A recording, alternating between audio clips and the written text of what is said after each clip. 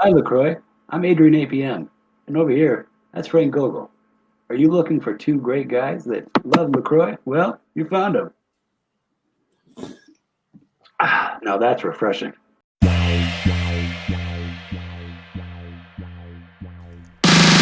for the chimichangas. Having fun, getting nerdy. Fly with Adrian APM, also known as Solid High, the comic guy. Boom, pow, got pops like Funko. How you like me now? Eating comics for breakfast, lunch, and dinner. A real winner, like DP and Spidey, talking about other superheroes. Let's open some mystery boxes and celebrate weirdos. Imagination never ends, united through comics. We all friends.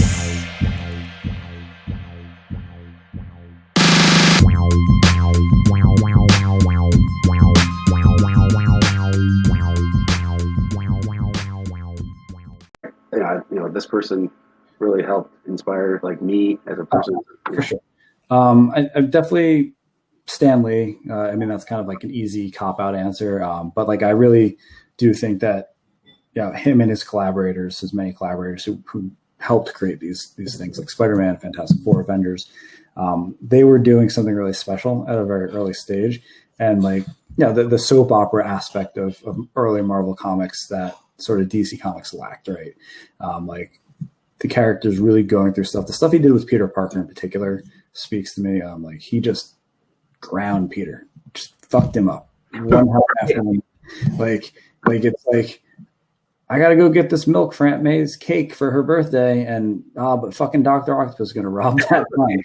And I definitely have to stop Dr. Octopus, even though I love Aunt May. And now Aunt May is alone on her birthday with no milk for her cake. And like, and this is like 150 issues of that every single time. Uncle Ben died because I was greedy. Like, I mean, it's just over and over and over again. Like, and while that wasn't like the perfect formula, like it really was a prototype of what a lot of the creators who I do admire do. Like, I think Joss Whedon really perfected that model. Like he puts his characters through the grinder and like tortures them and like never relents, and like wins are so rare for characters like Buffy or the cast of Firefly. And like and that, like, I grew up watching that stuff. Like it really inspired me to tell stories that are honest and hard. Like No Heroine is a hard book to read, and it doesn't really, like, Kayla is not a great person, and like she goes through a lot of bad shit in the book. So like definitely those two. More modern writers, contemporary, definitely Rick Remender. I love everything Rick does.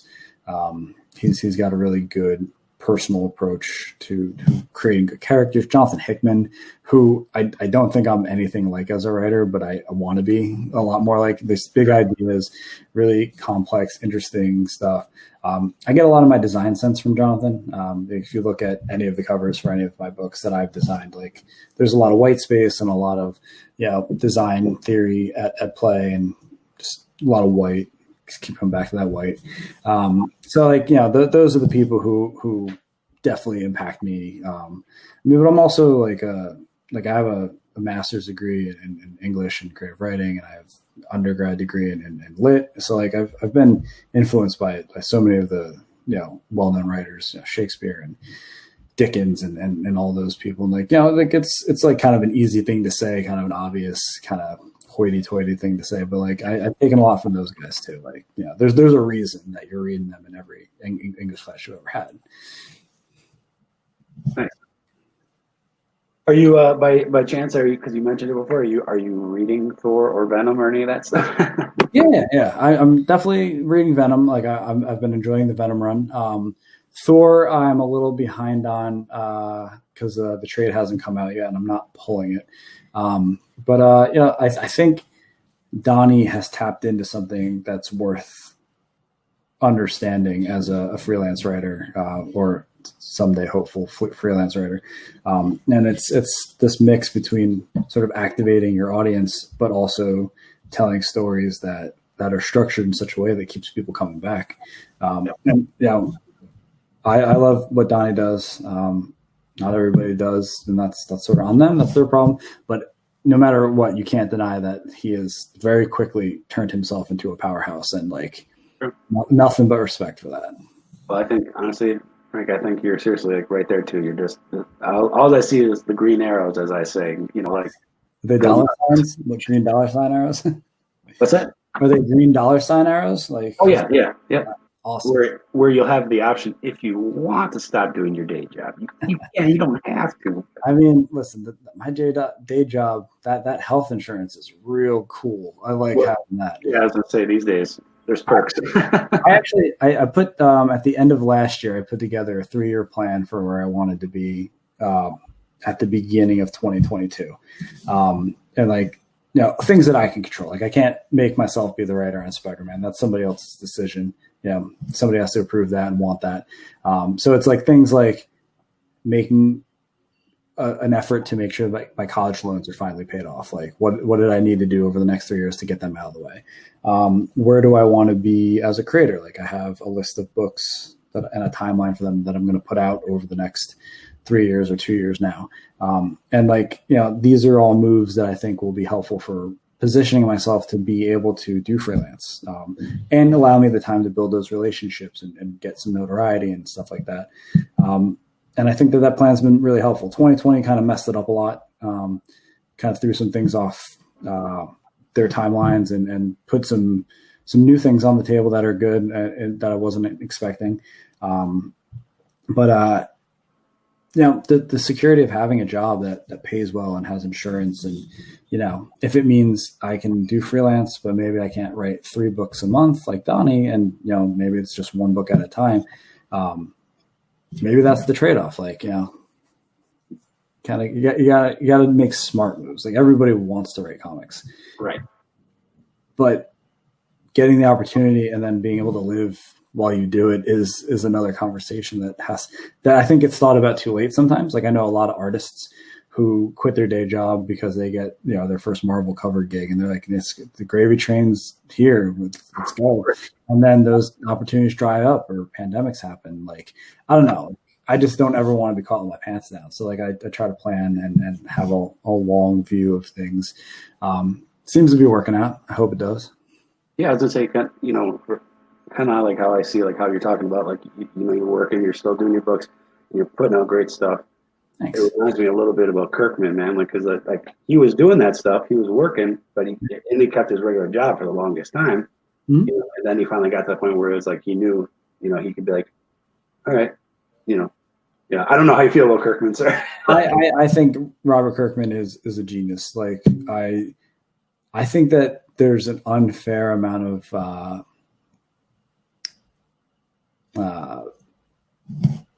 judgment for his books for being accessible. Like, yeah, you could argue that, yeah, every 12 issues of Walking Dead, very little happened, right? And then it kind of piles on at the end, and like some issues just kind of nothing happens. But he made an incredibly popular product that is probably one of the top 10 longest running indie books ever made, and, you know, has made an empire off of it. And there's absolutely something to that. Like, it's just, I love Robert. Firepower is coming out right now, and it's probably top 2 books coming out right now. I think I love Iron Fist, and like we're never going to get like a good, long, robust Iron Fist run. Right. So this is as close as I'm looking it up like off the floor. It's so good. But yeah, no, Robert's great. And yeah, you're right about like I try to model success. Like I look at what the people who are doing it and doing it really well are doing, and I try to reverse engineer and figure out how I can do my version of that. And I've definitely paid a lot of attention to what Donnie's doing. And like I've incorporated some of what I think his playbook is into my playbook. I also pay a lot of attention to what Boom Studios is doing with how they market their books and like the kinds of things they do with their books. And I put that into my arsenal or toolbox or whatever you want to call it. And I think that's been helpful. I see a lot of creators who are successful and who are consistently making books, and I'm paying attention to what they're doing. Jim Zub has been doing Marvel stuff for, I think, 6-7 years now. Maybe is not the most popular Marvel writer, but has been working consistently for them, putting out really good stuff. Like his Thunderbolt stuff is wholly underrated. You know, Jim still works a day job, even though he's been writing 2 and 3 and 4 Marvel series. And you know, that's a hustle that I can appreciate, but also I think that is smart. And that's who I'm looking at for stuff like this. Charles Soule, who, yeah, is doing so much great Star Wars stuff right now, still works the job as a lawyer during the day. Like, I mean, yeah, it's in an ideal world, like comics isn't ever going to pay the bills in a meaningful way. Like it doesn't pay a lot. The work is inconsistent. So if you can hang on to your health insurance and have a steady paycheck and still make comics, that's the best option. Yeah, sounds like the partial American dream, like for the comic book guy, like that. Well, I mean, the other thing is like because of the way comics pay, like having a steady, decent income means I can continue to make indie comics. Like a lot of guys get into Marvel and they're working consistently and they're making enough to live on, but it's not enough to continue to do indie stuff on the side. Right. Like I don't want to say anything that I don't know anything about, so I'm going to make up an example. But Matt Rosenberg putting out incredible indie stuff. 4Kids. Oh God, what was that other book that he did that I loved? Whatever. You Can Never Go Home, or We Can Never Go Home. Loved both those books. And then he started working at Marvel, and he's been doing Marvel stuff consistently for I want to say almost 5 years, but he hasn't put out any new indie stuff. And it's I would bet good money that it's because it's very expensive to make a comic, and he probably isn't taking home six figures writing for Marvel. Right. But I would like to continue to put out volumes of Dead End Kids if the stories are there. I'm going to 100% do more No Heroin down the line. And if I started working for Marvel tomorrow, I want to make sure that there's still a way to continue to do that, because I don't want to put my indie career on hold for 5 or 10 years while I try to make a name for myself doing Spider-Man or Aquaman or whatever. Sure. And it's just, I try to be very practical, and it sounds very unsexy, but I don't know. These are the kinds of things that are really important to think about when you're in my position. To me, it just sounds smart. I mean, you got a great plan, and you're putting out the good content. And if you're able to do both, do your normal job in this, and still put out great stuff, man, I don't think anyone's complaining. And like I said, then you'll get to that point, maybe like all of a sudden where you just know that you're like, I can just do comics, and you'll still have the option that you can still say, nah, I'll keep it. I've also been really, really incredibly lucky early in my career that everything I've written, even Parts of Grief, have been at least at one point considered for development. Like I have an agent who is shopping my stuff around, and there's been some really good conversations. I was talking with producers in LA this time last year about Dead End Kids and what that might look like, and these things take time to pan out. I always think of Brian Bendis' Powers. Like he was doing that for 15 years before it eventually got made. Right. It also got optioned like 7 times at like $20,000 a clip. So he made a ton of money at the back end, or him and Mike Oeming did at least. But so I just trying to do whatever I can to make this work. Like I love making comics. I want to keep making comics, and that kind of drive to do that thing that I love. Like it's the only thing I've ever felt like I'm good at. Like I feel like I'm pretty good at my day job. Like I could do it for the rest of my life, but I feel like I'm really good at telling stories and at making comics that people enjoy, and that I've got a really unique way of doing it that people are responding to, and I just want to do more of that.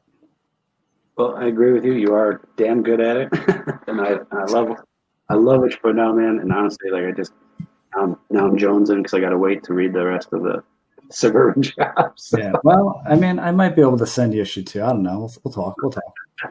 It's just going to make you want 3 though, and that's going to be an even longer wait. Is there anything you want to say to anybody that's watching? If they're aspiring writers, they want to be in the comic business. All right. Well, I got 3 things actually. So let's do this. First thing, if you want to make comics, the very best advice I can give you, and it's not like gonna be like a revelation or anything, but the very best advice I can give you if you want to make a comic, whether you want to write one or draw one, is to just sit down, do it, and finish. Right? I started with 5-page short stories. Some of them weren't good. Some of them I liked, but it showed me what I was capable of. It gave me something affordable to produce that I could learn from and improve on and build up those muscles, like we were talking about, going into the gym and building up the muscles. But also finishing my first comic gave me momentum.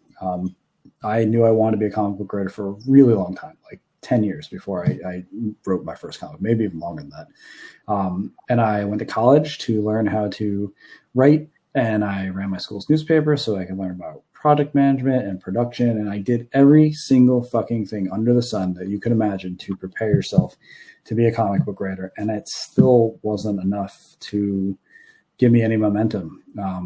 And the thing that really changed for me was I finished a project. I finished a 5-page short story. I wrote the script.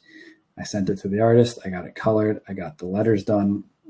And I was able to open my inbox one day and the 5 finished pages were there.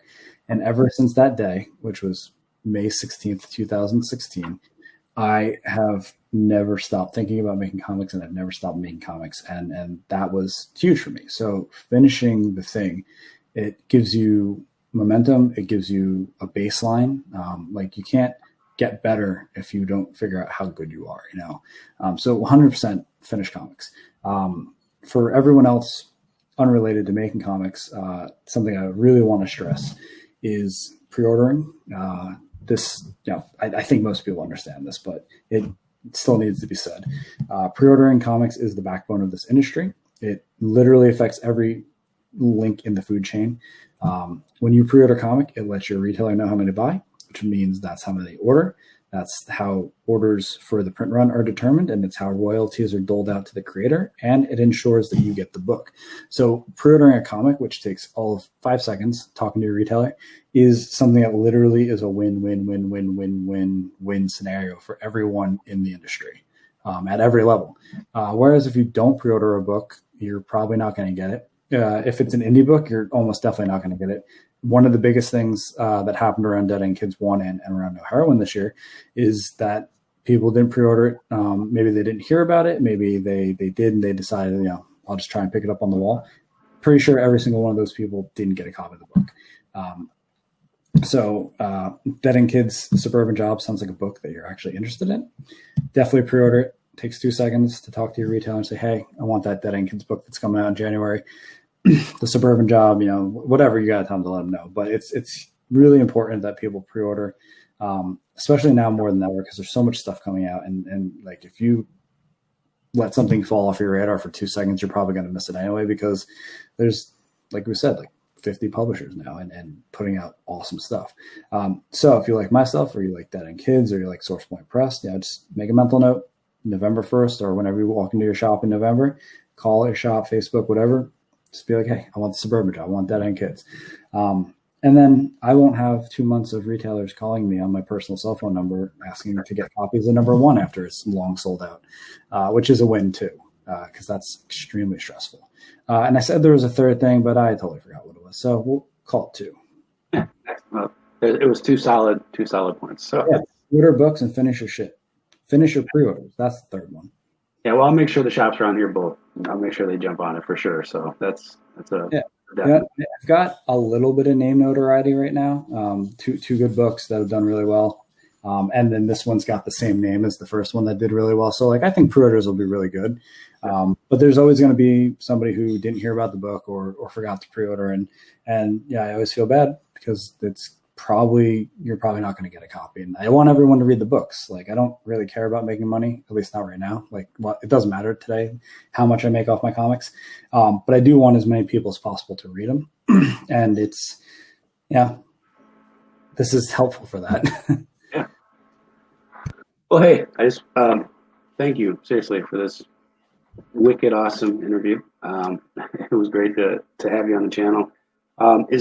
Where can people find you? You know, website. Yeah. Where would you rather have them run to find yourself? So in terms of keeping up, like with everything I do, like I've got all the regular social media. Twitter's at Frank Gogol, Instagram's at Frank Gogol. I have a Facebook fan page that I don't ever use. I just use it so I can use the live feature. But I have a regular Facebook account. It's just facebook.com/Frank Gogol. I got all the good URLs like early. But if you're, you know, as long as you're not like running a Nazi flag up in your profile picture and you want to shoot me a friend request, I'll absolutely accept almost anybody. If you want to learn how to write a comic, if you like Dead End Kids or No Heroin, like I'm happy to connect and engage. But honestly, the very best way to do it is I do a newsletter called Caption Boxes. It comes out about twice a month, sometimes once. But it's not like too often. but it is really a distilled version of everything I'm doing. It talks about the stuff I'm writing right now, projects that are coming up, con appearances, signings. We do exclusives for the newsletter every once in a while. There was an exclusive cover for Dead End Kids for subscribers there. So, I know that not everybody wants to give out their email address, but if you do, I try to really make it worth your while. And it's a lot of insider info too. We were talking about Dead End Kids, the Suburban Job in there last year. I've already shown art from my next project after that, even though I haven't named it for anyone. So that's definitely the best way. There's no algorithms. It's direct to your inbox. It's 2 times to get everything you need to know. Reminders for pre-orders in case you're a forgetful person. Any of the social medias, newsletter is definitely the best. If you want to write me letters, we could probably work that out. It's take a long time between them, so I wouldn't recommend it. But I like engaging with people, and I try to have as many opportunities to do it as possible. Because, like I said, I wished more creators had done that when I was a fan. And I try to be better about that than the people who sort of let me down. So any of those is fine. Whatever works. You want to get walkie talkies like in Dead End Kids, like we could probably figure them out. Like whatever. Sign up for the newsletter. Yeah, I guess your Twitters. That's like your tweeters and whatever. It's pretty humorous sometimes. So the Twitter. Yeah. So I kind of try to do a little something different because it's a lot of the same content when it comes to talking about the books. But Twitter is kind of where I dump my brain. If I share memes and stuff there. I also I'm a lot more open about my personal life. My dog gets posted there a lot, and my love for Power Rangers. I don't know if you saw it in one of the shots. I just got Zeo Megazord the other day. Nice. Don't forget your love for pumpkin spice lattes. yeah, that's in there. But yeah, so Twitter is a lot of fun. I didn't understand Twitter for a long time, and I'm not sure I do now. But I found how I want to use it, and it makes me happy. Facebook is a lot more business. That's where I talk with retailers and kind of influencers. There's a lot more talk about the process and what's coming up and deadlines and stuff like that. And then Instagram, it's kind of a mix of the two. I like to take photos though, so I take pretty good photos. My prop photos of the covers and stuff go in there, and so I don't know, just try to keep it interesting and use each medium for what it's best for, and make them each a little bit different. So that way, if you follow me on both or all three, you're not just seeing the same shit all the time and getting spammed. Right, you're getting something a little different. Yeah, I can do it. Yeah, but definitely the newsletter. I got one going out every other Tuesday or Wednesday, basically, twice a month. And like I said, there's really early looks at shit. You just sign up for that through the website, or? Yeah, so if you go onto Twitter or Instagram, or you'll see it from time to time on Facebook, there's a URL in my bio for everything to sign up. And you get a free digital copy of Dead End Kids #1 when you sign up. So first taste is free, but after that, bitch better have my money. But yeah, no, like I said, I try to give people a lot of value with the newsletter, and you get some right off the bat by just signing up. You get the first issue, and honestly, if you want to just read Dead End Kids 1, sign up and unsubscribe. I don't really give a shit. But I prefer you stay. Read the book, and you'll want more, and then you'll stay. So it's a trap. It's a trap. Nice. Well, hey man, again, thank you. Thanks for coming by, and I definitely look forward to what's next. So Thank you for having me. I know, you're thanking me for coming on, but the truth is, you've built this little platform for yourself. You've got a voice. You're sharing that platform with me. You've got an audience.